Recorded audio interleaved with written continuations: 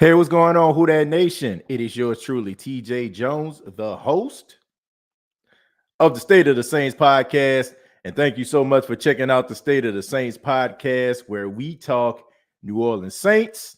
And this is the post-game show for Super Bowl 56.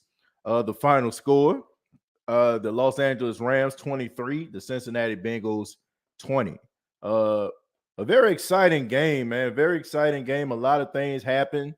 Uh, it was eventful from start to finish. I know the NFL have to be smiling from ear to ear. The fact that it was a competitive Super Bowl. Some people thought that the game wasn't going to be competitive, but shouts out to the Cincinnati Bengals. They brought it, man. They did everything they can possibly do to try to win this football game. But the things that have been very alarming to the Cincinnati Bengals and been their shortcoming throughout the season has been their offensive line, and that was the Achilles heel tonight. Joe Burrow put on a warrior effort. He went out there, he did what he had to do, man. I mean, he fought, but that pass rush for the Rams was just way too much.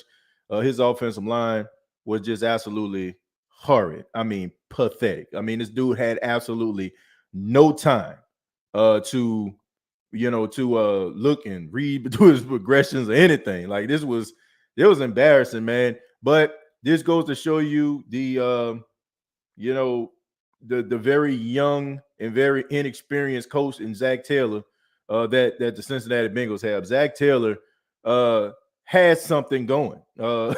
He had it going, man. Once again, these coaches, they get too cute. These coaches, they get too sexy with it. You know what I'm saying? They try to be too sexy. And what happened was you end up costing your team. If you looked at the Cincinnati Bengals, and I understand, man, this is the NFL, and you try to get the guy who everybody wants to be the guy, you want to make that guy look good. But they should have allowed Joe Mixon to cook. Joe Mixon, I understand that you probably wanted Joe Burrow to be MVP, but Joe Mixon was running that rock. I mean, he was absolutely running the rock. The Rams could not do anything with him. And for some apparent reason, they just decided to try to do 5 and 7 step drops with Joe Burrow, which played right into the hands of the Rams. I mean, I just don't understand that, man. I mean, Joe Mixon was killing out there, man. He even threw a touchdown.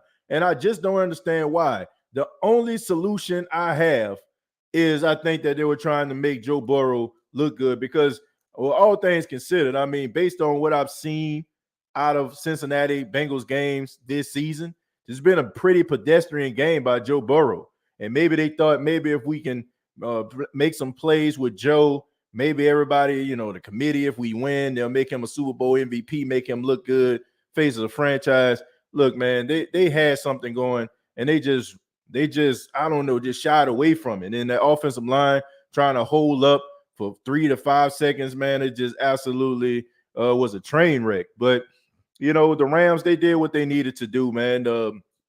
Shouts out to Matthew Stafford. I'm extremely proud of this guy because I've always been a Matthew Stafford fan, and I always felt if he go to a better situation, he would be, he would get to where he needs to be, and he got there tonight. And even though he wasn't Super Bowl MVP, which he should have been, I'm just being real, he should have been. He had two interceptions in the game, but one of them was not his fault. He should have had 3 touchdowns, 1 pick, and that game-winning drive.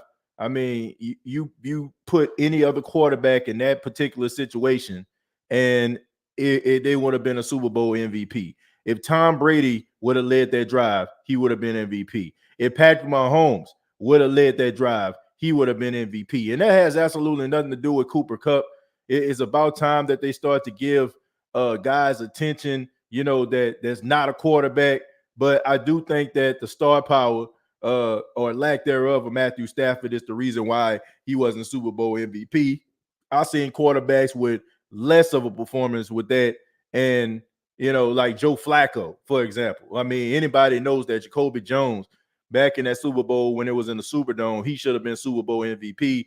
But, of course, they had to give it to a quarterback. And I just think that this was their way of giving Cooper Kupp his comeuppance because the fact is, they always try to get MVP trophies to the quarterback, and he had MVP vote. So I mean, but congratulations to him, man. I mean, the dude went out there and he balled out. That final drive, it was basically all him, and he handled up on his business. The run defense of the Cincinnati Bengals was a chef's kiss tonight. That probably was the best part of their defense. I mean, the Rams could not run at all. Okay, if it wasn't for Matthew Stafford throwing that football, this probably would have been a completely different story.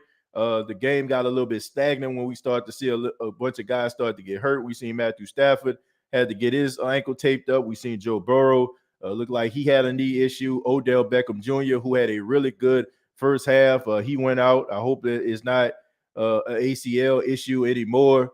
But I mean, he was out there balling. But once again, congratulations to the Rams.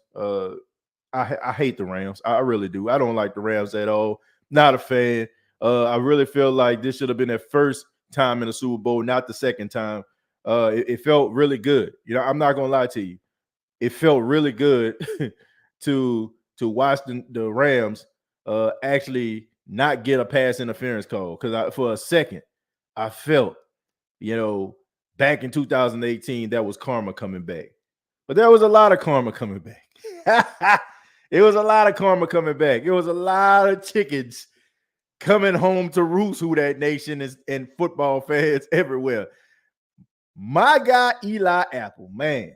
The Apple man, Apple Gate, my dude, the one that was talking mad greasy, talking about he's smoking Tyreek Hill packs, he smoking the defense or the offense of the Tennessee Titans. He's smoking that pack, this pack, he toting that pack, and my goodness, this dude told me, I don't know about y'all, but this dude told me he was locked down.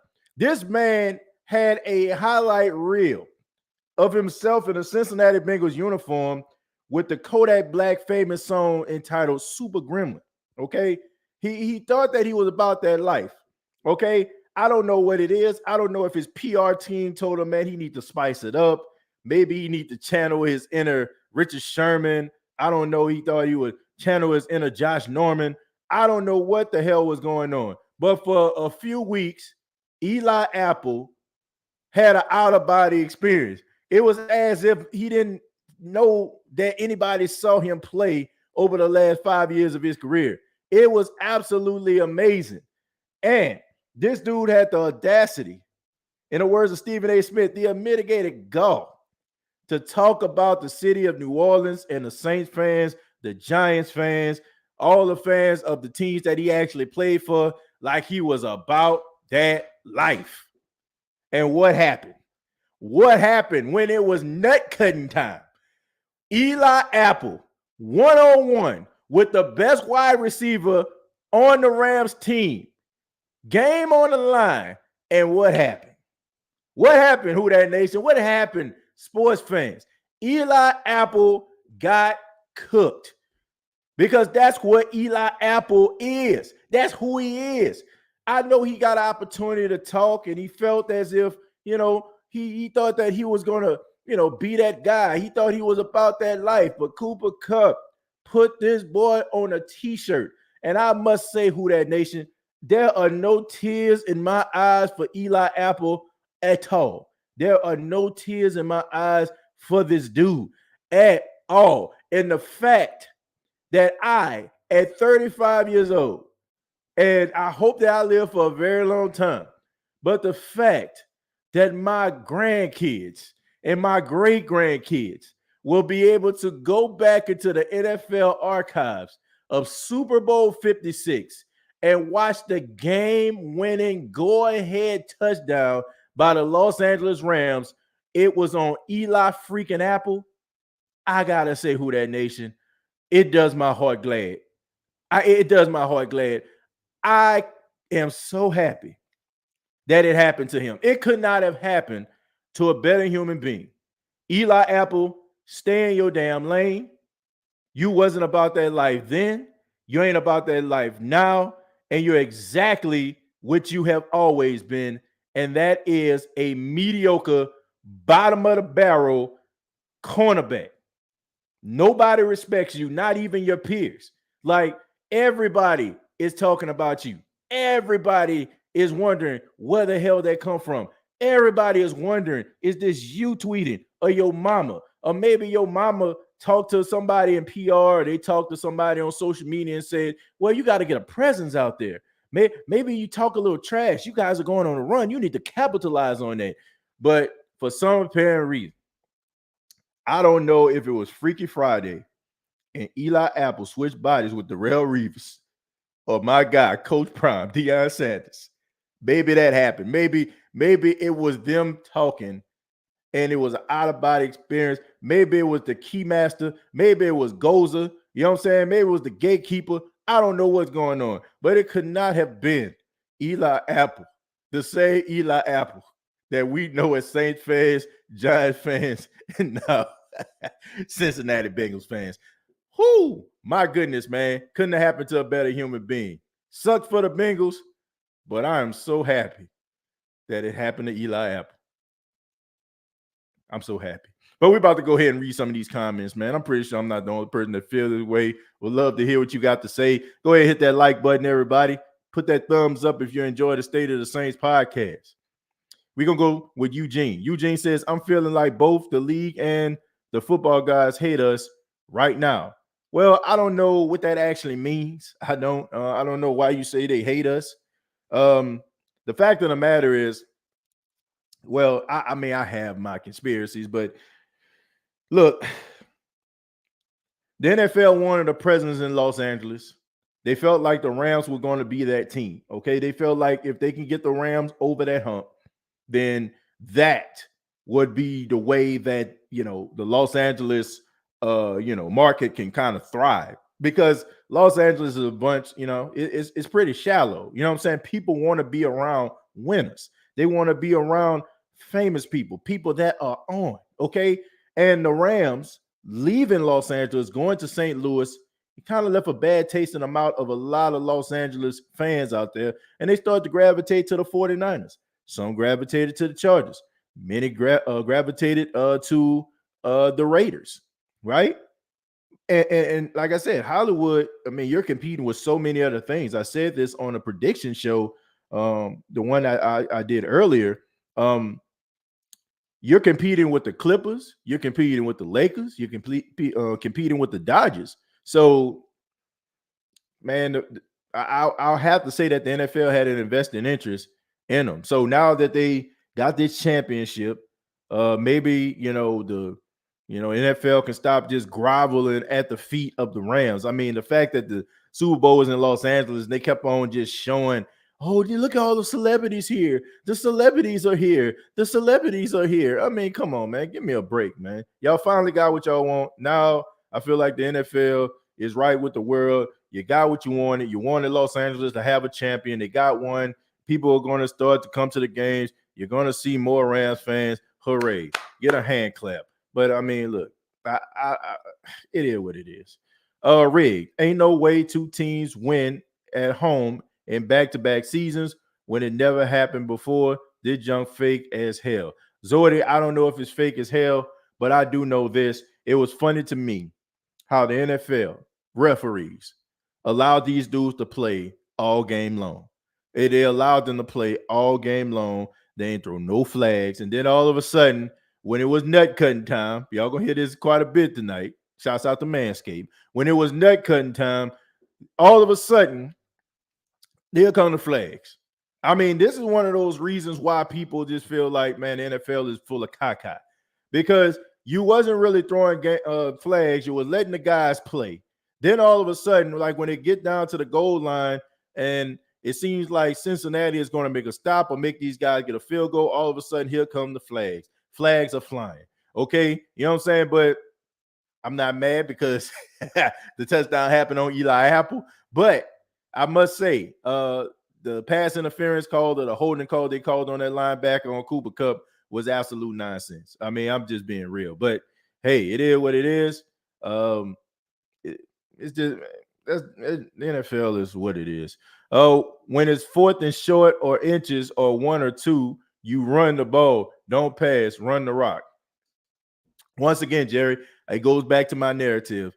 Zach Taylor showed his inexperience. He showed that he's a young coach because, look, Joe Mixon was playing better, in my opinion, than Joe Burrow was. Because not that Joe Burrow was playing terrible, but the offensive line seemed like they were ready to run block better than pass protect. I think that the Bengals offensive line is a run blocking offensive line. They're better at run blocking than they are pass protection. And you had Joe Mixon who was running. I gotta look up these stats real quick. I want to know, man. Somebody pull this up for me. A matter of fact, I just pull it up myself. I want to see Joe Mixon's average rushing, because maybe the Bengals saw something that I didn't. Okay, I got it right here. Excuse me. Joe Mixon was averaging about 4.8 yards a carry. Okay. So close to 5 yards a carry, which is exactly where you want to be as a running back. Don't know why they shied away from that. It's just like when I don't like the Falcons, but it is what it is. It's like when Kyle Shanahan had Devontae Freeman. I mean, he was running out of his mind in that Super Bowl against the New England Patriots. And then all of a sudden, he just started to want to throw the ball with Matt Ryan. I don't know what it is. I don't know if it's just the fact that they want to make these quarterbacks look good. But look, man, if it ain't broke, don't fix it. I understand you probably had a game plan, but if they can't stop the run, keep running. And they could not stop Joe Mixon for the most part. Don't understand why they decided to try to throw the football in some of those situations when Joe Mixon was cooking. Mask Up Podcast says, so happy we have a Debo and not Apple, LOL. Maybe Apple needs to just just needs cut and not picked up by any team. Well, look, man, I have absolutely no respect for this dude. For real. I have no respect for Eli Apple at all. You know what I'm saying? Like, I just don't. I don't respect this dude because here's the thing. I don't even think he's doing this because it's him. It's like he's doing this because he's trying to he's trying to enhance his brand or something like that. And that's pathetic, man. It's pathetic. Everybody knows that you aren't about that life. Everybody knows that you soft as cottonelle. Everybody knows that you're softer than a baby's bottom. And everybody knows that you're a mama's boy. And we all know that your mom lives vicariously through you.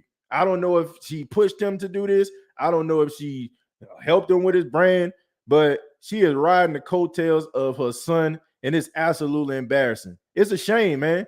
It is an absolute shame. Like how this woman just feels like she has to be around this dude all the time.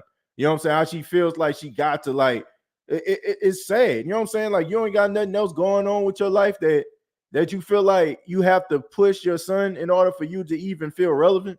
I mean, this is absolutely pathetic, man. And he's pathetic for even going out there like that. Like it was only a matter of time. Like you were shining up. You know, like they say, man, a sun shines on a dog's behind every now and then. But you're not about that life, man, and you never have been. And it just showed today, man. It just showed today.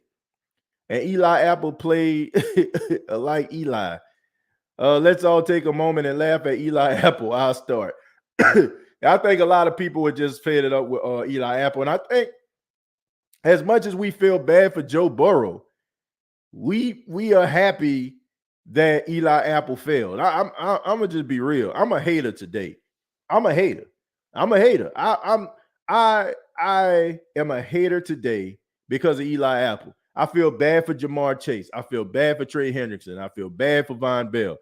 But Eli Apple, like a part of me was like, I had so many invested interests, right? On the Rams side, I'm like, okay, Matthew Stafford. I would like to see Matthew Stafford win the Super Bowl so they can get off this dude case. I was happy that it happened to him. Andrew Whitworth, former LSU Tiger, man, 40 years old, right now the oldest guy in the league, playing all those years for the Bengals. Ironically, you know what I'm saying? Like he goes, like imagine how Whitworth would have felt. Like seriously, imagine how Andrew Whitworth would have felt if the Bengals would have won this football game. I know he would have had to been the most sickest man in America. The fact that you leave the team that you lost to in the Super Bowl, I know you would have to be sick. But there's a lot of people that I'm excited for. Aaron Donald is another. I understand, he hurt our quarterback, Drew Brees, but the dude is a special player, man. He's a special athlete. Don't know if he's going to hang up the cleats after this season. I heard a lot of people talking about this might be his last game. Blase, if they win. So I had a lot of invested interest. But the fact that Eli Apple failed, I can live with that. I think that probably to me was the most important thing to me, more so than Joe Burrow. Because Joe Burrow in the second year, the way that he plays, I just feel like, get yourself offensive line, maybe get yourself maybe a lockdown corner or something like that via trade or something like that. Maybe I'll be back. But the fact that Eli Apple failed, I think it meant more to me than anything. And I'm just being serious, man. The dude is a straight up bona fide certified sucker. I'm just being serious. I'm being real, folks. I seen a movie before, soft coverage, convenient flags. LA is an up and coming market, and the issues in LA. Y'all knew damn well the NFL wasn't going to let the Rams lose. Well, I felt like it was kind of frost and flaky that they started throwing flags at the end of the game. Look, if you're a Ram fan right now, I know you're happy, but you have to say, man, something was wrong there. Okay, they didn't throw really no flags. You probably can count on your hand how many flags they threw. They even had a fight on the sideline when Aaron Donald pushed Joe Burrow out of bounds, and they still didn't fight. I mean, they still didn't throw no flags. I mean, these dudes were like holding each other helmet. I mean, in the regular season, man, you would have seen flags flying everywhere. It would have looked like bees coming off a float during Mardi Gras. But all of a sudden, like when a game started to get nip tuck, when really you should let these dudes play, and then all of a sudden you start throwing flags, like how convenient is that? I just felt like that was just, ridiculous. And I think that people are like, man, we have our conspiracy theories, but we have to be honest. Throwing flags at those times can affect the game, regardless. Like, could it be one of those cases where they didn't throw flags because they knew that they were going to throw flags toward the end? I really just don't know. But the fact that they didn't throw any flags towards the beginning of the game, it made it look bad towards the end because everybody was used to like, man, they letting them play. Then towards the end of the game, you want to throw flags all over the place. It just seems weird, man. And people would say, oh, the referees don't win or lose games. In this case, they did. Because it was like third down or something like that, or it would have been third down. Who knows? The Bengals could have made a stop and won the football game. But when you start to throw flags, it affects the game. So, yeah, in that case, they did. But like I said, I didn't care because first off, they threw a pass interference call. Think about this, man. Okay, Eli Apple, old trash tail. Yeah, I'm back on him. He gets a pass interference call, right? And it sets the ball up at the 1 yard line. And then yet again.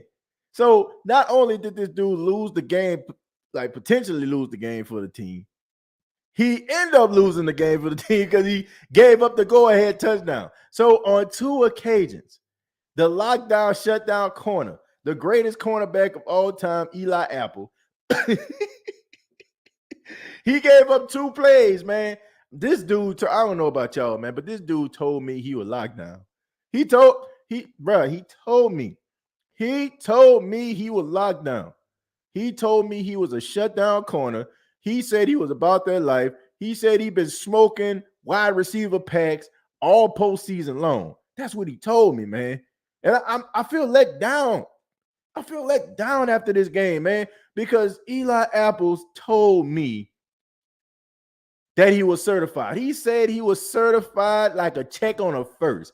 He said he was certified like a letter coming from the courthouse. He said that he was certified like a unbinding contract. That's what he told me. And he let me down, man. He let me down. Mocha says Eli Apple going to get banned from the state of Ohio after that performance. TJ, do you see the Rams doing a repeat? No, I do not. No, I look, I think the NFL did what they wanted to do. Okay. I think they got what they wanted. So now they can leave the Rams alone. Man, I wish my joy over Eli Apple predictable implosion was outweighed by the grief over the Rams winning a year after the Bucks won it. What's next? Falcons getting the ring. Look, I think about us blaming the Rams. Okay, it wasn't the Rams' fault that the Saints lost. Seriously, it wasn't. It was the referees. Like, think about this, folks. Be serious. If the shoe was on the other foot, and it was, I don't know, Von Bell at the time, who hit Cooper Kupp, and you know what I'm saying, they didn't call a pass interference call. Like, honestly, would we have that same type of energy? I'm more upset at the referees. The players are only going to do what the players going to do. But I will say that, the whole karma thing about what goes around comes around. I think that plays a role, right? You know what I'm saying? I didn't get no sympathy that the referees didn't call pass interference on T. Higgins on that touchdown when he raked the face of Jalen Ramsey. I ain't got no sympathy for that, but it's the referee's fault. It's not the Rams' fault. They just did what any other team would have did. Man, dodged that bullet. But the fact that they didn't get that pass interference call, the referees kind of, did that to them. Did feel kind of good, but I don't blame the Rams for, any other team would have did the same thing, man. Next play. Tragic says also Kupp took helmet to head and was slow to get up, and the boot didn't pull him from the concussion protocol. Probably because he wasn't woozy or anything like that. He kind of just popped right back up. You know what I'm saying? He probably like laid down or whatever like that, but they let him get back up. But that was a vicious hit that he took. It was a vicious hit. Von Bell definitely wanted to make sure that he did not catch that touchdown. But what a tough son of a gun Cooper Kupp is, man. The fact that he still held on to the ball after that. That boy decent, man. Nah, he better than decent. That dude one of the best wide receivers in the league. He is. See the trash Eli on Twitter. All I see is Apple packs or this burnt toast pic on Twitter. TJ, I don't feel sorry for LA because Ramsey got face mask. Call it karma from when the Rams egregiously hit stick tackle our receiver in the 2018 NFC Championship. Yeah, I don't feel bad about that. But all I'm saying is I'm not mad at the Rams for that. I'm more mad at the referees for not calling that flag. The referees screwed us, not the Rams. The Rams did not screw the New Orleans Saints. The referees screwed the New Orleans Saints. They didn't deserve to be in that Super Bowl. But I have more anger towards the referees than I do for the Rams. This game was so good until the last 2 minutes. Yeah. Referees got involved again. And that continues to be an issue to me. In crucial situations, it just feels like they just decided in the faith of these teams. Pammy said Apple Jacks. They knew T-Rex was coming on third down, and they squandered the scoundrels threw them flags. Well, yeah. Yeah, man, they got like that was a little bit too suspicious to me. The fact that they did that, I don't know. Aaron Davis, so funny. Yeah, man. Look, that was hilarious, man. That was absolutely positively hilarious, man. The response when Eli Apple gave up that touchdown. The worst corner in the league. Man, shouts out to Chosen Kingston, man. Chosen made a video about that, man. I would play it, but it might get demonetized. But it is on my Twitter page, man. It's also on Chosen Kingston's Twitter page as well, man. He made a video about Eli Apple, man. So if you want a good laugh, and homeboy was spitting them bars, man. You know what I'm saying? He got that 8 Mile B Rabbit thing going, man. It to me, it's the best Eli Apple diss track out there. I know the Super Gremlin one got popular and stuff like that, but we talking about actual bars and diss track. Yeah, chosen diss track about Eli Apple is the best. That's the second time Kupp beat Apple. He beat Apple wearing number 18 when Eli played played for us. Yeah, I mean, look, he look, man. To my, I just want to say this, okay. To Eli Apple's defense, Cooper Kupp is a beast, and I've seen him do this to some of the best cornerbacks in the league.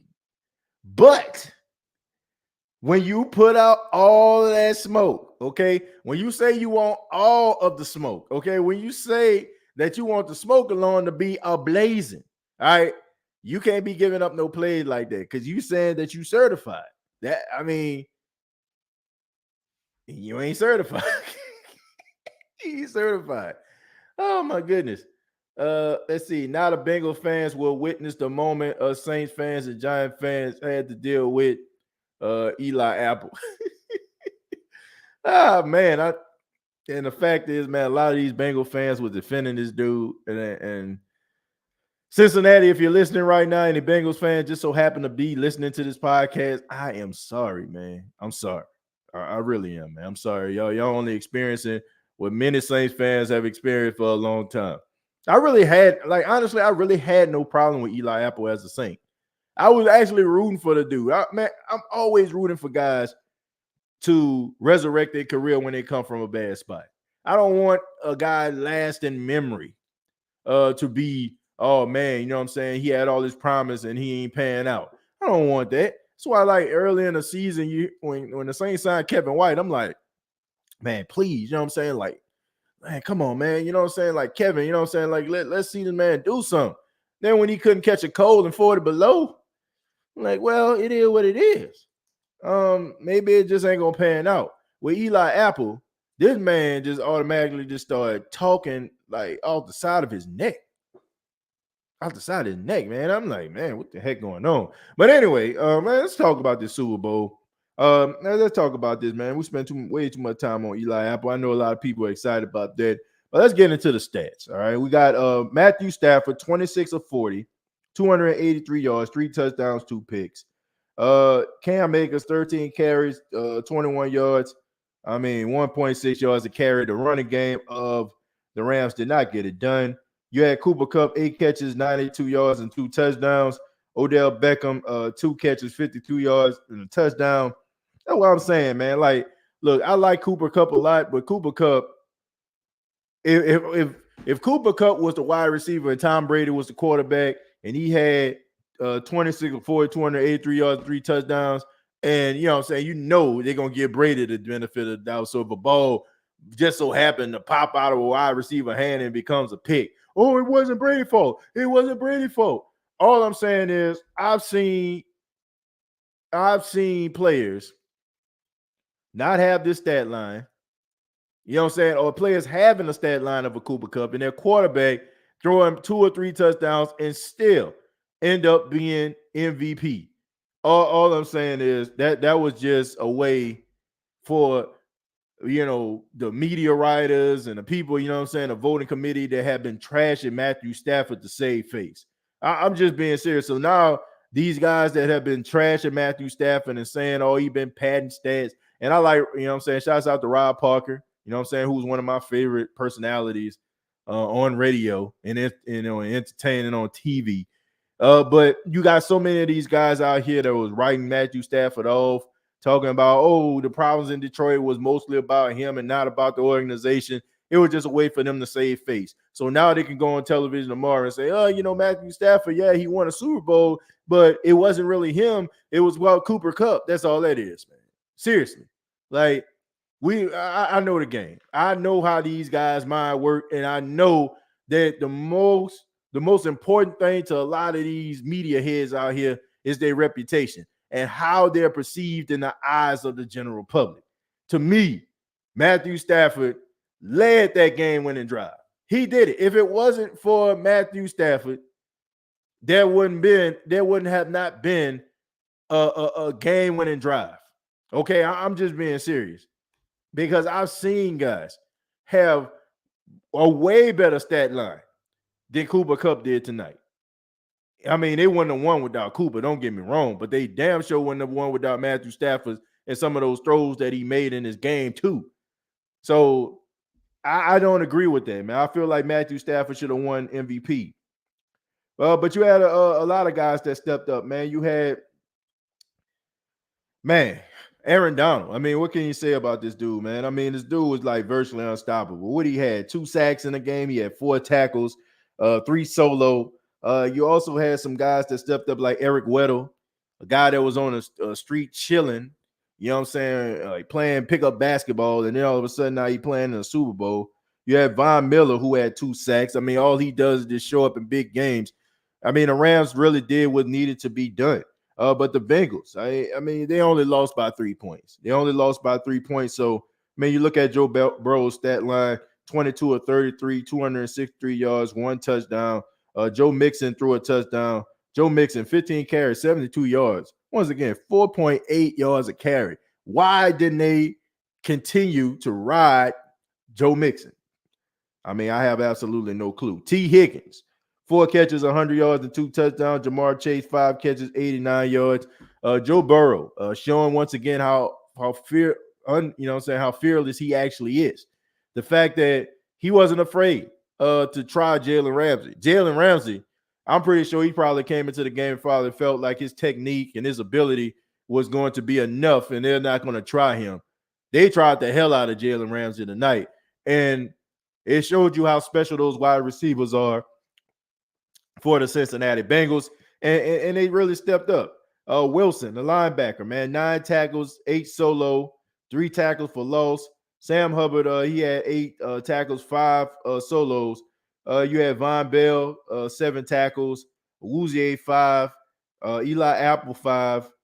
Trey Hendrickson had 2 tackles. He also had a sack. And DJ Reader, who really is earning that contract, he had a sack also. I mean, it was an exciting game, man. I mean, it was the battle of wits. You can tell those guys, those coaches, Zach Taylor and Sean McVay, knew each other, and they kind of knew each other's tendencies. They knew what they were going to do. They knew what they were going to do before they actually did it, and I think it paid dividends in this game. Raheem Morris had a really good, had a really good game called defensively. He had those guys like really making those halftime adjustments. They were able to get pressure on Joe Burrow. The fact that the Cincinnati Bengals, who are known as a second half team who make those adjustments, and the fact that they actually had an extended amount of time to actually go over these adjustments because of the halftime show, it really just showed you how prepared the Rams were over the Bengals. And it comes a time when, experience, kind of outweighs the inexperience. And I think that was one of those cases in this game. The Rams came out prepared. But I also feel bad for Odell Beckham Jr., who had an outstanding first half. I mean, you can tell this dude was ready to step up in hell. Who knows, man? Maybe Odell probably would have been the MVP the way he was playing. But he left his mark, man. So he earned that ring. And you could tell like the game meant a lot to him. He was on the sidelines. He wanted to be out there. He came back after halftime, hoodie on. He had tears in his eyes. He had tears in his eyes after the game. But now, it's one of those cases like with Charles Woodson a couple of years ago when he won a Super Bowl with Green Bay. He broke his collarbone in that game, but he was able, to do, he did some things in that game before it actually ended. And he got his ring. And Odell, that ring is going to shine just as bright as any other player on the team. And he earned it. So anybody that says that Odell didn't earn the ring, they talk about, say Odell didn't earn it or whatever like that. I'm pretty sure you probably going to have some haters that's going to come on there. Well, he got hurt in the game. He got hurt. But that man was beneficial, okay? He was beneficial, and he stepped up in the game. And Lord knows what would have happened if he would have stayed in the game. Probably would have got a little bit out of hand.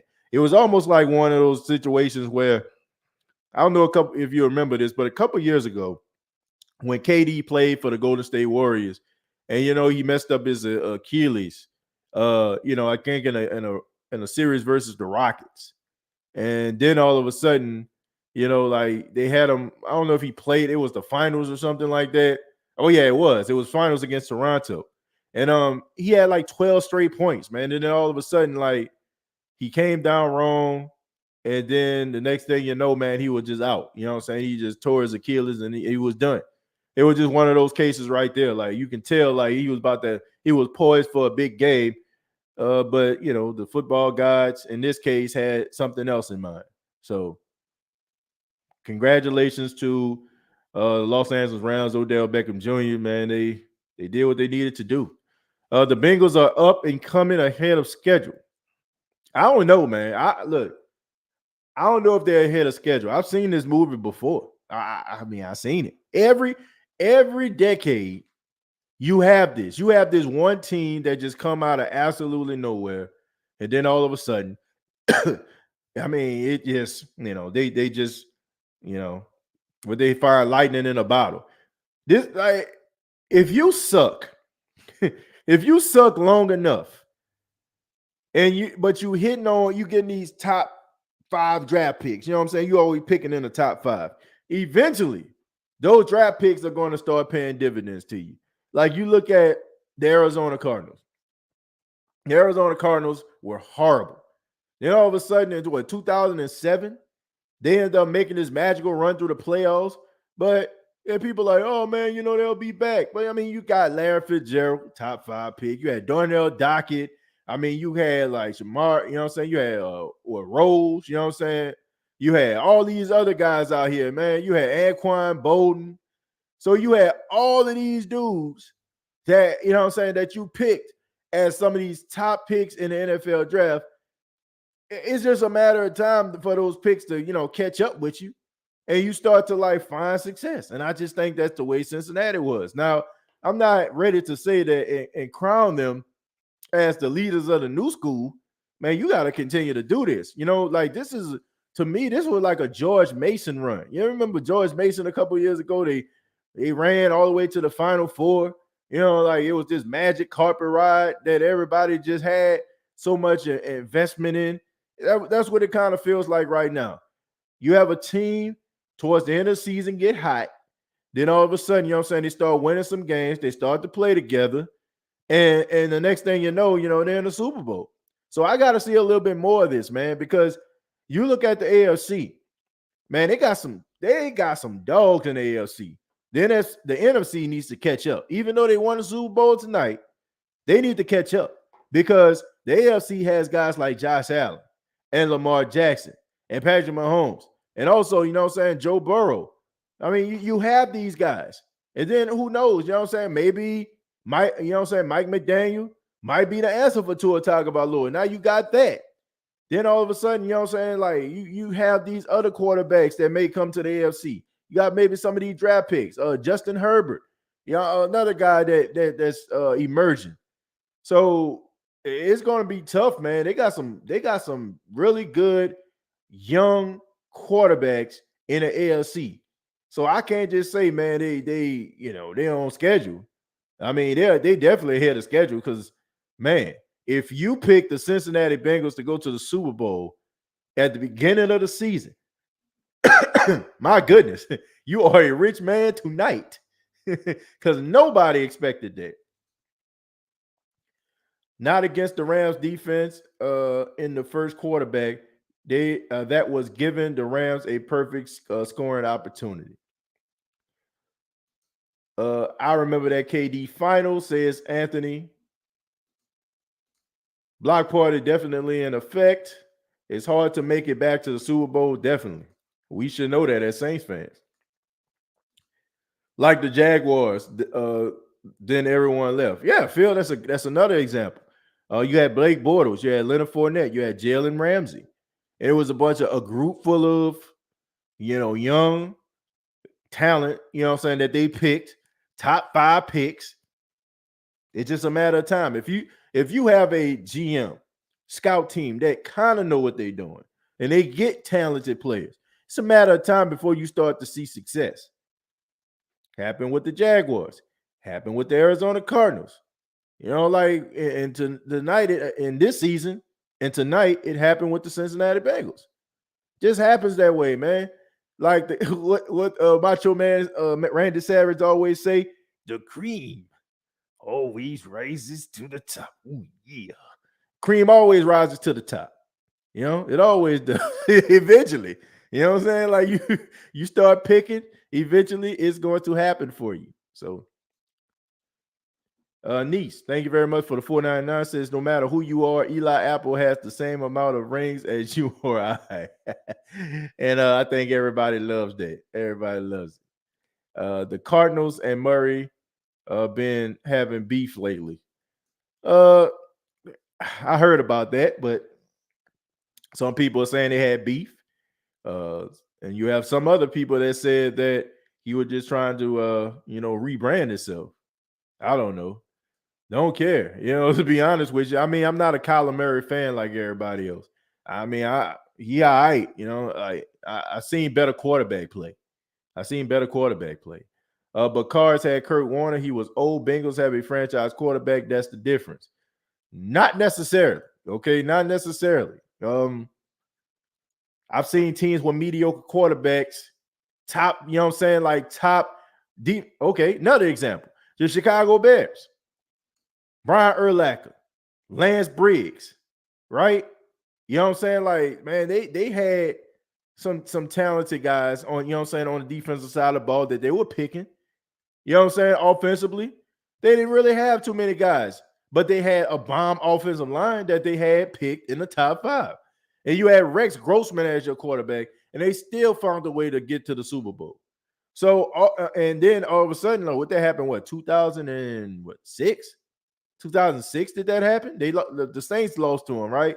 In the NFC Championship game to go to the Super Bowl. So it's not all the time, you know what I'm saying, that it's just gonna happen that way. I mean, it's just what it is, man. Like, I like Joe Burrow as much as the next man, but I think that by just saying or appointing or anointing him as the guy right now, when you have all of that talent in the AFC with the Mahomes, with the Herberts, with the Allens, with the Lamar Jacksons, I cannot do that. It's going to be a knockout drag, pending all of these guys stay healthy. It's going to be a knockout, drag out brawl to the top of the mountain every single year in the AFC. The NFC definitely has to catch up. They got to catch up. I mean, who you got in the NFC? What you got? Rodgers? You got Russell Wilson?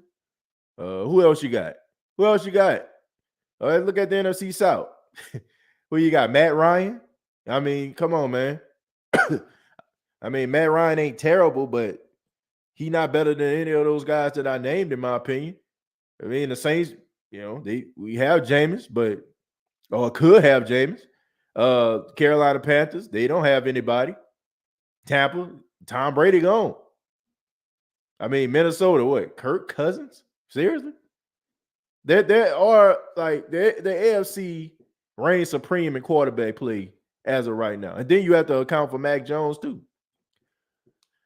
Andy, thank you very much for $10. Says, how did you like the halftime show? I thought for sure I was going to see a Tupac hologram.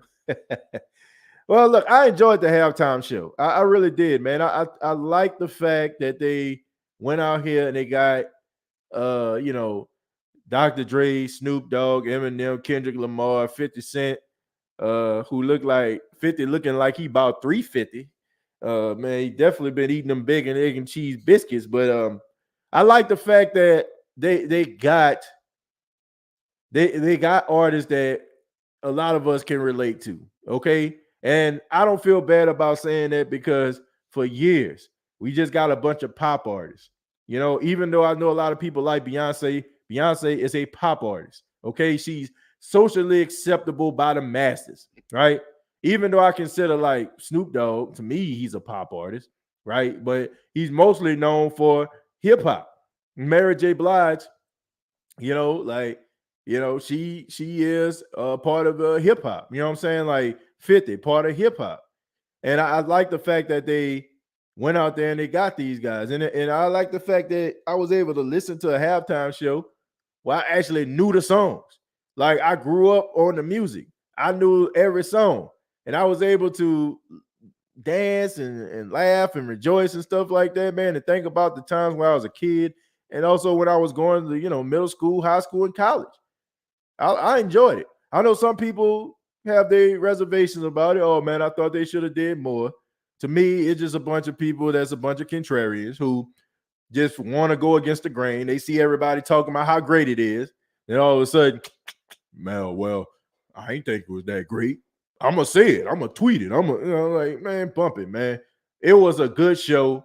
If you want people to have sparklers coming out their behinds, or you know what I'm saying, somebody parachuting out a plane, I don't think they had enough time for that. Okay. When you have all those headliners in there, let everybody get their few minutes. Okay. Just like the band. If you've been in a band or you've been to HBCU, you know what I'm talking about, right? You get the visitors. You know what I'm saying? If you're at home, you let the visitors go first, right? Let them do their thing. Then all of a sudden, you know what I'm saying? Here come the home team, right? So if you got like what, a 30-minute half or something like that, or 15 minutes, everybody gets 7 1/4, or 7 2/4. You know what I'm saying? Like that's just the way it is. So all I'm saying is I just think that it was really good. It was really good to see that. I have absolutely no problem with that. Josh says Lions, Jets, Super Bowl next year, right, TJ? Absolutely not. The Rams, I said the Rams, the Lions, they got a lot of work to do. All right. Dan Campbell, man, he still got to show something. And the Jets, whoo, bro, they got a long way to go. But Josh, thank you very much for the $2. Damn, TJ, your Macho Man was spot on. I appreciate that, man. You know, I mean, look, I watched a lot of wrestling in my day, so definitely, I definitely loved myself some Macho Man Randy Savage. May he rest in peace. And it says, I love it. They were saying 50 cents is more like $1 now. Yeah, I saw that. Yeah, that man was like I said, 50 was about 350. You know, the AFC is loaded with young, talented quarterbacks. Yeah, I thought this show was better than any others I saw. I think that a lot of, I'm not trying to like turn this into a race thing, or maybe I am. I just think that a lot of people of color, like myself, as a black dude, I think that we liked and enjoyed the halftime show because it's relatable. We can relate to it. You know, like the thing about it is, all we want is an equal playing field. That's it. Okay. If you can see us run fast and jump high for your viewing and your entertainment, can we at least get some acts that we can relate to? All right. I can't accept the fact that I'm good enough to entertain you by running fast and jumping high, but I'm not good enough to entertain you when it comes to the music that I listen to. That makes absolutely no sense. So I do have a level of bias because I grew up listening to these guys. I grew up listening to Mary J. Blige. So I do feel like when you relate to something, you do have this level of bias. Now, I just think that it was a really good show. I think it was well put together. I think that everybody got their moment. And I just think that some people probably have a problem with it because that's what people do. That's what people do, man. Like, that's the wave. The wave now is to be contrary, not to be themselves, but to be contrary. If you feel like you can go against the grain and you get enough people looking at you going against the grain, then it's like, you know what? You know what I'm saying? This is my lane. I think I found it. You know, like that's the reason why, I try not to go back and forth with people on social media. Because a lot of times I feel like it's not even really people's true feelings. I just think that they want to just go against the grain. They may see you, and see that you actually, getting attention, or they feel like you make some valid points. And maybe you have a couple people that agreeing with you. They want to go against that. Just as simple as that. Who watches Lions versus Jets next year got to shake it up. If it's the Lions and the Jets, man, it can't get no shook than that. I might get scared, man. I might might be looking out the window seeing that Jesus coming back around this thing. If those two teams make the Super Bowl at the same time. TJ says, TJ, what does this win do for Stafford's legacy? Also, do you think that Stafford would have more than one ring if he didn't get wasted in Detroit? Sean, thank you so much. It definitely makes him more appealing to the Hall of Fame. If he starts to have a couple good seasons, towards the end of his career, I think he makes a valid case for the Hall of Fame. But Once again, he did not win Super Bowl MVP, and I just feel like that's something that a lot of these media pundits going to be hanging their hat on when it comes to like when his career is over. Oh, well, he didn't win league MVP. Like it's just their way to try to, keep a guy down. To me, Matthew Stafford is a good quarterback. If he wasn't in Detroit, where quarterbacks and players go to die, Matthew Stafford would be one of the most solid guys in the National Football League. He definitely would be one of the best quarterbacks in the league. To me, he would probably be looked at the same as we look at Russell Wilson. I really do.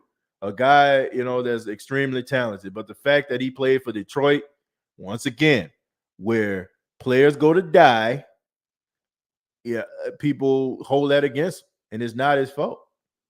But it also makes him look bad when you have a guy, in his second season, goes to the Super Bowl with a team that just as snake bitten as you. I must say that. And they're both terribly ran organizations. Like, don't get it twisted, man. The Bengals, still to me, are one of the worst organizations as far as being ran in the NFL. And I knew they were in the Super Bowl, but me and 80s babies, I know good music. Jay-Z Rock Nation produced that show. Yeah, Jay-Z is working with the NFL to try to bring more credible acts. So he definitely, put that show together, and I'm glad he did. Damn, I just realized that the Furniture King just lost over $4 million. He's now on a losing streak. Let's see. Q Bishop Bowinkle. I don't know exactly what I'm queuing him for. I'm sorry, Jared. We got to tell why am I queuing Bishop Bowinkle? Congratulations on Sam Mills making it to the Hall of Fame. Yeah, man. Congratulations to Sam Mills. Definitely, man. One of the greatest New Orleans Saints of all time. Was part of that Dome Patrol.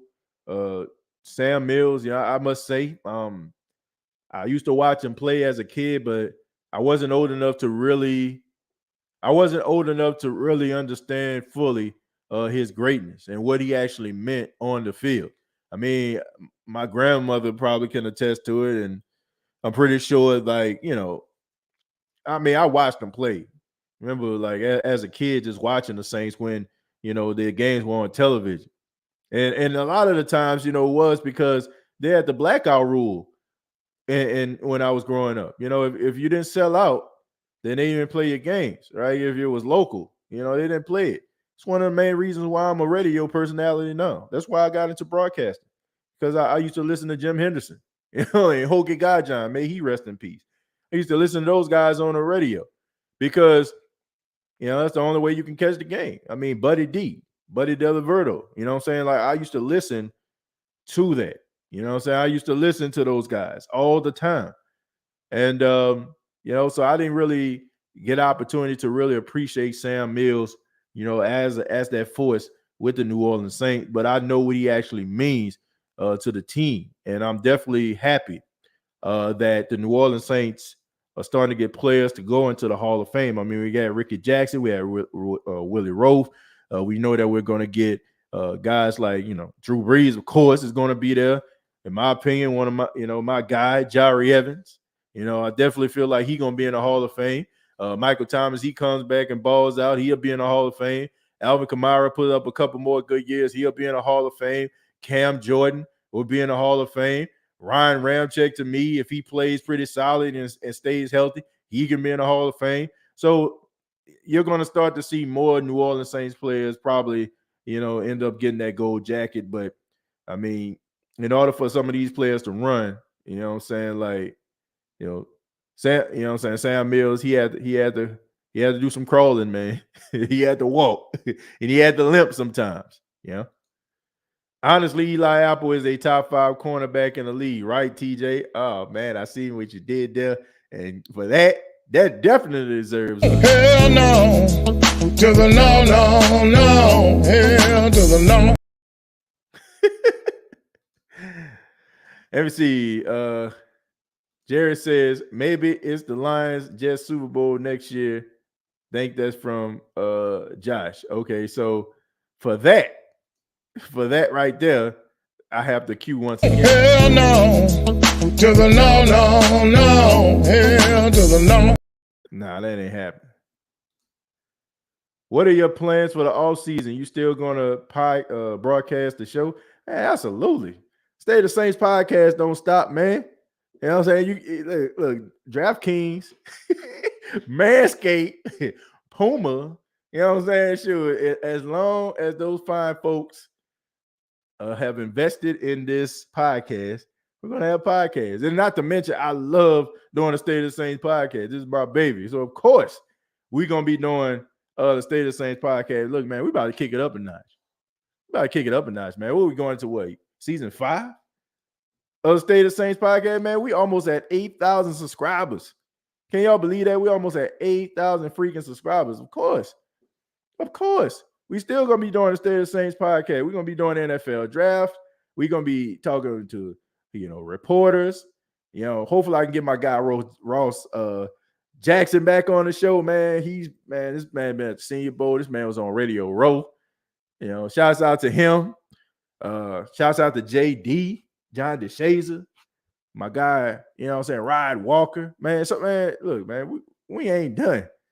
Season over, but the State of Saints podcast not. Let's see.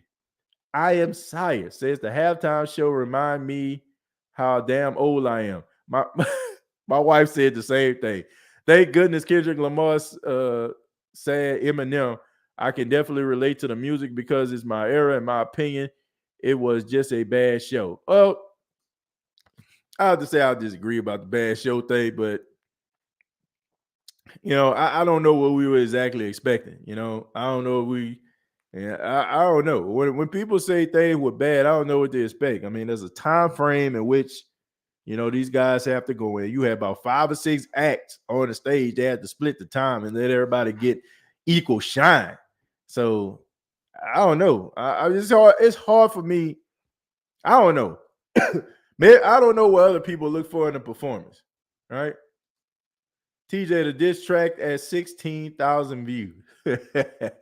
Yeah, man. Look, I'm pretty sure it's probably gonna go up too, especially like since it just recently happened. And not to mention, I'm happy, man, Chosen, that you're actually, getting some, some press for this, because the song is great, man. You know what I'm saying? I'm look, all the rest of the stuff is funny and all that kind of stuff, but the man was spitting that venom. You know what I'm saying? Dude is talented. So I'm glad that, what I'm saying, everybody get to see how talented you are, my friend. So how much of a chance do you think we got at getting Rodgers, Wilson, or Jimmy G? I think that there is a chance, but I wondered to myself, why? Why would we do this? Seriously, why are we going out here doing this? Tonight has proven, if tonight hasn't proven anything to you, it proves that if you have a quarterback that has ability, that has skills, and you put them in a better position, they can thrive. Matthew Stafford was playing all those years in Detroit. And he went to a winning franchise with a winning culture. I don't know about winning franchise, but a winning culture with Los Angeles, with the Rams, and now this man is a Super Bowl champion. All I'm saying is you put pieces around a guy like Jameis Winston, you can win a championship. And with the way the Saints played defensively last season, you don't think you can win with Jameis? I don't understand it. I don't. Why are we over here looking at Rodgers? And why are we looking at Wilson? Why are we looking at Jimmy G? When Jameis Winston, to me, is the answer. He's the answer. You put a guy that in a bad situation, you put him in a better situation, you surround him with the right coaching, you surround him in the right culture. Why can't we see this replicate itself with Jameis Winston? To be honest with you, I don't want Aaron Rodgers. As much as I love Russell Wilson, he is my favorite quarterback in the league. I don't want him. Jimmy G, I don't want him. I want Jameis Winston. Look, I understand we all want the shiny new toy, and we want something that feels like, oh, it is proving itself, Oh, Russell Wilson, he's a Super Bowl champion. Aaron Rodgers, he's a Super Bowl champion. Jimmy G, he went to the Super Bowl. I get it, right? We want winners. We want something that reminds us of success. We don't, every time we think about Jameis Winston, we think about his moments in Tampa. And then all of a sudden, like, we, for some apparent reason, wire ourselves to believe that the same team that was in Tampa that Tom Brady won with was the same team Jameis have, and that's not true. They had to fix their offensive line. They didn't have a running game. They did not want to run the football. He did not have the respect of Bruce Arians to a point where he can actually dictate and run plays and call plays that were comfortable to him. It was the way that Bruce Arians wanted the team to be constructed. It was a completely different ball game when Tom Brady came into that place. And the sooner people start to realize that, the better. When you put a player with talent in the right situation and you surround him with the right people, you can win. Today, and I still would feel if he signed with somebody else, then I wouldn't have any choice. But Jameis Winston is the quarterback I want to be the starting quarterback for the Saints in 2022. Not Aaron Rodgers, not Russell Wilson, and not Jimmy Garoppolo. Those guys are names to me. They're names. Russell Wilson, as much as I like him, he hasn't been setting the world on fire. Yeah, I mean, I don't know if y'all been watching. Maybe y'all just, like the fact he's a Super Bowl champion. But Russell Wilson has not been playing at the top level in which, we expect for him to play. He's been throwing interceptions. He's been making bad decisions. And I don't know if he's making business decisions or not. But I have not seen the Russell Wilson that I've seen of old. And as far as Aaron Rodgers, well, if we up here talking about playoff issues and playoff woes, then why can't we look towards Aaron Rodgers? Oh, he can make all the throws, but is he winning when it counts? No, he's not. And as far as Jimmy Garoppolo is concerned, you know that the pick is coming. You know the mistake is coming. I like Jimmy G, good-looking guy, can throw the ball a little bit. You know what I'm saying? Like, he can wheel and deal. But when it comes down to it, I like Jameis Winston. And I'm not going to shy away from that. I'm not going to shy away from it. I want Jameis Winston as the starting quarterback of the New Orleans Saints. And I don't feel bad about saying that. And if tonight has not proven to you, if you put a quarterback in the right situation with an organization that will invest in you and put pieces around you, if that has not proved that a narrative can be changed in the right situation, I don't know what to tell you. You don't want to see it. You don't want to see it. Detroit just have to get Megatron. Detroit just have to get Megatron. I mean, that's all they had.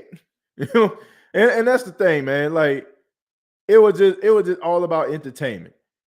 Matthew Stafford throwing up the ball at Megatron for all the city of Detroit's viewing and entertainment pleasure. That's all it was. For their entertainment, Megatron and Matthew Stafford, they never tried to put a team around the dude. They never had a running back. The only running back I remember them having was Kevin Smith. Kevin Smith out of Central Florida, who was ran down to the freaking ground in Central Florida. Dude was carrying the ball like 35, 40 times a game.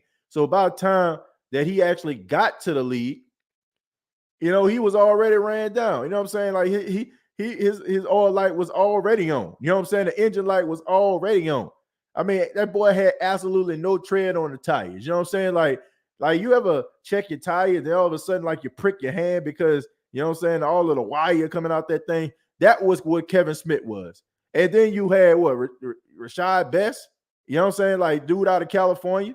That's about all they had. Then they had Reggie Bush, you know what I'm saying, who was trying to prove that he can run in between the tackles. That team never had anything except Megatron and Matthew Stafford. That was all that they had. That's all they had. Never had a defense. You know what I'm saying? You had Ndamukong Suh, but that was during the time when he lost his damn mind. He wanted to kick people ankles and slap them in the head and stuff like that, playing dirty. Then you had Nick Fairley, you know what I'm saying? He was in and out of the lineup. Those guys never pulled a team together. They never had a well-structured organization.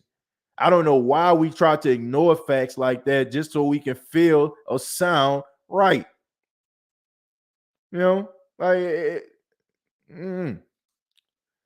Facts. Pay that man his money. Imagine Jameis Winston, Mike T, and Chris Olave. I like it. I like it. I 100% agree. A healthy Winston and this year's defense could have gotten it done. Yeah. There was no top team in the playoffs. None. It was an equal playing field. It was the first time in a long time it was an equal playing field. It was the first time in a long time. It was actually an equal playing field. And I just felt like if the Saints could have got to the playoffs, if Jameis wouldn't have got hurt, who knows? We probably would have been talking about the Saints going to Super Bowl. I mean, because they damn sure wouldn't have went on that 5-game losing streak. Aaron Rodgers remind me of Drew Brees. He can't ever make it to the end. Look, we love Drew, but man, in the playoffs, and I'm about to make some people mad, but Drew Brees didn't get it done either. And you know what I'm saying? He made a lot of mistakes in the playoffs too. So yeah, they do have some similarities. That's why I don't understand how people can say that Aaron Rodgers is just so much better than Drew Brees. Drew Brees to me is better than Aaron Rodgers overall. I just think that people just get amazed by Aaron Rodgers' throwing talent. But to me, he's not better than Drew at all. Thank you for the props, TJ. I've been working on my fart game too, so I can keep defenders away from me on the field. Big old who fart to you, my guy. Jameis, thank you very much, man. I appreciate that. Hopefully you can come back bigger, stronger, and faster and better than that. Jasper said, TJ, will you start doing a Pelican podcast as well? Jasper, no, I would not. I would feel like that would be doing a disservice to all of those that check out Pelicans basketball. I don't know anything. I won't say I don't know anything, but I'm just not a basketball fan like that. Like, I don't like modern day basketball. I'll watch it for the playoffs.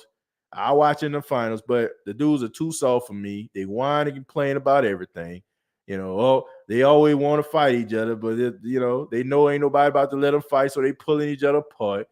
I'm just not a fan of the modern day basketball. Okay, I'm just not. I like the fact that the Pelicans got CJ McCollum. I'm happy for them for that. You got Brandon Ingram. Zion. I mean, is he even playing basketball still? I don't know. But no, I'm not going to be doing a Pelicans podcast. But I know some guys that do. I think Deuce Winham. I think he does it, man. Shouts out to Deuce. I think he's doing a basketball podcast, but that's just not my thing, man. I don't know what I might add on another podcast. I got some things in the work that I want to present to you all in the upcoming weeks about some things that's going to be taking place going into next season, but basketball ain't one of them. Detroit had Barry Sanders. He got tired of being a one-man team. Yeah, man. That man said, I'd rather retire. Glover Quinn. Yeah, Glover Quinn was good, man. Just ask Drew Brees. He always get a pick off on Drew Brees, but yeah, man. Look, the playmakers were too and far in between, man. And if you combine that with the fact that they were just inconsistent. There wasn't much winning. The culture, the facilities, it just was not a good look, man. Nola Baby says, man, forget the Rams. Well, look, I'm nobody up here waving the pom-pom of the Rams, but look, dudes won a Super Bowl tonight. What can you do? What can you do besides try to rebuild, refresh your team, and try to make sure that you get to the same spot next year? They won. Okay, they won. Ain't nothing we can do about it. Okay, so, yeah, forget the Rams, as far as me being a Saints fan, but they won tonight. Can't get mad at them for that. They did something tonight that we want the Saints to do. I'm with you, TJ. Rather have Jameis Winston back more than any other available quarterback. But I have a feeling Dennis Allen doesn't want him back. I don't think so. You know what I'm saying? I don't agree with that. I think that Dennis Allen wants him back. I think that Dennis Allen believes, that he could get him back. But at the same time, it is his team. Dennis Allen can do what Dennis Allen wants to do. And as Saints fans, we just going to have to accept it. I think that would be a smart decision because to me, if you go out here and get a younger quarterback, like if you go out here and get a Kenny Pickett or try to get like one of these younger guys, you know what I'm saying? Like that's in the draft. You got to wait for those guys to probably develop, unless these guys just come off the porch slinging that rock and just taking a league by storm. But look, you got an aging defense, right? And these guys are in their prime right now, and you want to take advantage of that. And you have a guy who would be going into his third season. A lot of people don't remember it. Don't think, think about this. But Jameis Winston will be going into his third season as a member of the Saints. That means that would be his third season recognizing and understanding the team that he's on, the offense that he's, offensive players that he have, and having that chemistry with those guys. And I understand that, he hasn't really thrown past the guys like Michael Thomas and stuff like that, but they're still in the same facility. They got like some level of a relationship. If you hear a quarterback, bring him up in here, man, you got to do all that stuff over again. So Jameis Winston, he's been with the team for 3 years. So why not? If we did bring Jameis back, I hate that he would have to learn a different offense from yet another offensive coordinator. Well, I feel like the New Orleans Saints are going to have the same. I think they're going to have little nuances of the offense still, because even though Pete Carmichael is not going to be the offensive coordinator, he's still going to, be an advisor. And, he's going to be able to advise these guys and let them know what these guys do well. And they could probably build an offensive game plan around it. So there is some struggle with that. But at the same time, there's still a nucleus in place. I think they still going to have the same quarterback coach. All right, you might have a different play call, but that might be beneficial to him, because now you probably have, more of a run base. I think that the Saints are going to be more of a physical football team with them running the football. I think you're probably going to be seeing more of that with the New Orleans Saints, which is something that I think we all wanted. Like, I want the Saints to be physical, man. I don't care about throwing a ball 300-400 yards. I don't care about that. I just want these boys to win. I don't care how they win. I don't care if they defensive dominant. I don't care if they offensive dominant and defense solid. I just want to see them win. I don't care about any of that stuff, man. Like, I don't care about padding stats and the media talking about you. I just want to see these boys win. I just want to see them win when it counts. I just want a quarterback that's going to get the job done. I just want a defense that's going to be able to make some stops and put some pressure on some of these quarterbacks out here. That's all I care about. That's all I care about. I don't care about any of that other stuff. They can have it. I think if Michael Thomas stays with the Saints, the coach may ask for his input about the quarterback position. Well, and I will say this, and I have not heard this from anybody, but I just have my speculation. I don't think that we will be seeing articles about Michael Thomas being all in and happy and in a good spot with the New Orleans Saints if in some way, shape, or form he hasn't been informed about their future plans at quarterback. Because as great as you are as a player, you do not want slow throwing to you the football. You do not want mediocrity throwing you the football, especially when you're a great generational like talent as Michael Thomas can be. So somebody had to tell you something. I'm not going to be skinning and grinning and smiling like I'm Magic Johnson back in '83 with the Showtime Lakers if I don't know that I ain't got no team around me, okay? I ain't about to be smiling like Satchmo, Louis Armstrong, if I know I ain't got no quarterback that's going to be throwing me no touchdowns and no catches. So somebody had to tell that boy something, because I don't think that he would have that same type of vigor and enthusiasm if he hasn't been told anything. I'm going to take a few more, then we're going to get up out of here. Andy said, I definitely think Jameis should come back. And Mocha says, I'm glad I hear from Dennis Allen that we're going to run the ball and play physical. Yeah, and lastly, Peyton says, what will they do with Hill now that Peyton is gone? Do you think DA will keep experimenting with him? Yeah, they better. It's a smart game plan.